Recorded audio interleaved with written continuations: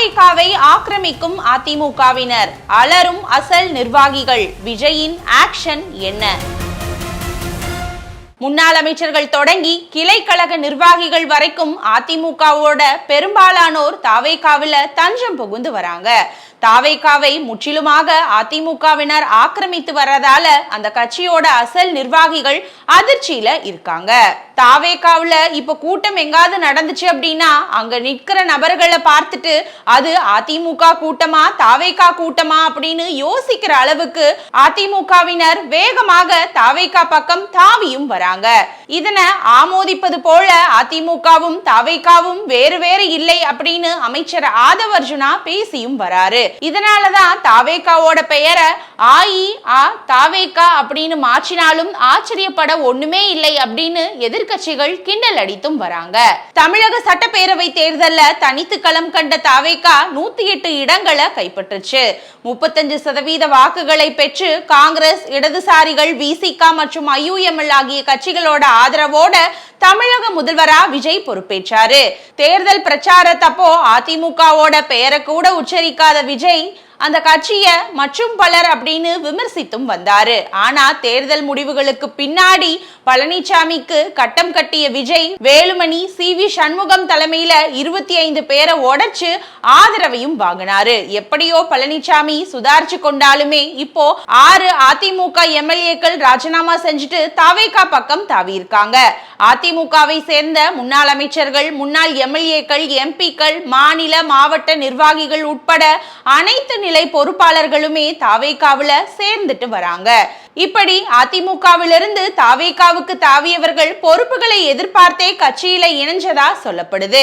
MLAக்கள் பதவியை ராஜினாமா செஞ்சுட்டு தாவேகாவில இணைஞ்ச முன்னாள் அமைச்சர்கள் C. விஜயபாஸ்கர், MR. விஜயபாஸ்கர் மற்றும் 4 MLAக்கள் அமைச்சர் கனவுல தாவேகாவுல இணைஞ்சிருக்கிறதாவும் பேசப்படுது.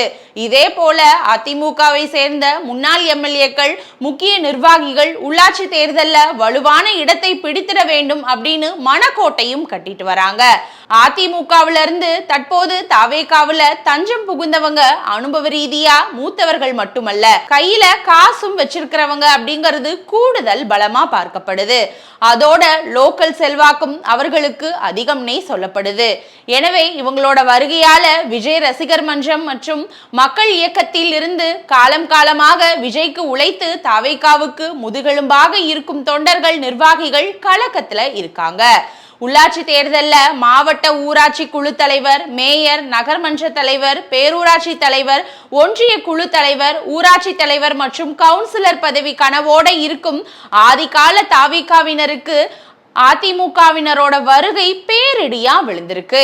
ஏன்னு பாத்தீங்கன்னா உள்ளாட்சி தேர்தல்ல மாநகராட்சி, நகராட்சி, பேரூராட்சி, மாவட்ட ஊராட்சி, ஒன்றிய ஊராட்சி அப்படின்னு கட்சி ரீதியான பதவிகளே 10,000-ஐ தாண்டும். கட்சி சார்பற்ற தேர்தல் நடத்தும் கிராம ஊராட்சிகளிலும் கட்சிகளோட ஆதிக்கம் இருக்கும். எனவே அதிகாரமிக்க இந்த ஆயிரக்கணக்கான பதவிகள் தங்களுக்கு கிடைச்சா கட்சியை வலுப்படுத்த இன்னும் உதவும் என்கின்றனர் பழைய தாவேகாவினர்.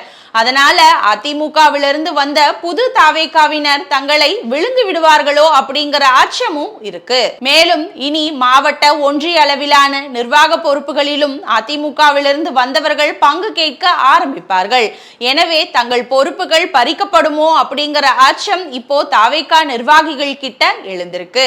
MLA பதவியை ராஜினாமா செஞ்சுட்டு வந்த அதிமுகவினருக்கு அமைச்சர் பதவி கொடுப்பதற்காக தங்களோட பதவியில கை வைப்பாங்களோ அப்படின்னு தாவேகா சிட்டிங் அமைச்சர்கள் சிலரும் பதற்றத்தில் இருக்கிறாங்க. இந்த சந்தேகத்துக்கு மேலும் வலு சேர்க்கிற வகையில மாற்று கட்சியினர் இணைப்பு விழாவில் பேசிய அமைச்சர் ஆனந்த் புதிதா வந்தவர்களை ஒதுக்க மாட்டோம் என்று பேசி நம்பிக்கையும் கொடுத்திருக்காரு.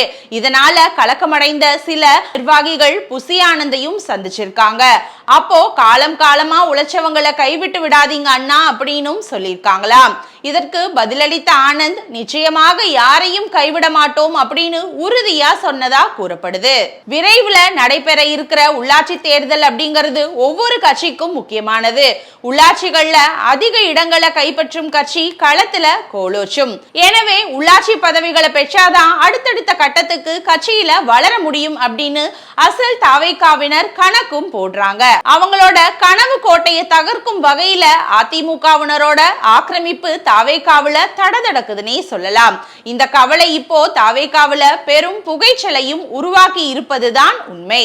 ஏற்கனவே அந்த பகுதி மக்கள் கிட்ட அறிமுகமான பணபலம் மிக்க அதிமுக முன்னாள் அமைச்சர்கள், முன்னாள் எம்எல்ஏ, எம்பிக்கள் கட்சியில சேர்றதால தங்களால இனி வளர முடியாதோ அப்படின்னு தாவேகாவின் மாவட்ட ஒன்றிய செயலாளர்களும் கவலையில இருக்காங்களாம். இந்த அதிருப்தியை சரி செய்யற வகையில முதல்வர் விஜய் கட்சி பொறுப்புகளை கவனமா வழங்கணும் அப்படின்னு சொல்றாங்க அசல் தாவேகாவினர். ஒருவேளை இதில் சற்று பிசகல் ஏற்பட்டாலும் தாவேகாவுல அதிமுக அணி, அசல் தாவேகா அணி அப்படின்னு இரண்டாக நிர்வாகிகள் பிளவுபடவும் வாய்ப்புள்ளதாக அரசியல் நோக்கர்கள் சொல்றாங்க.